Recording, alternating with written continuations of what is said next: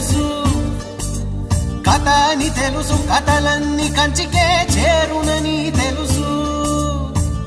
తెలుసు తెర తొలుగుతుందని, తెలుసు తెల్లారుతుందని, తెలుసు ఈ కట్టె పుట్టుకుమంటదని, తెలుసు ఈ మట్టి మట్టిలో కలిసిపోతదని.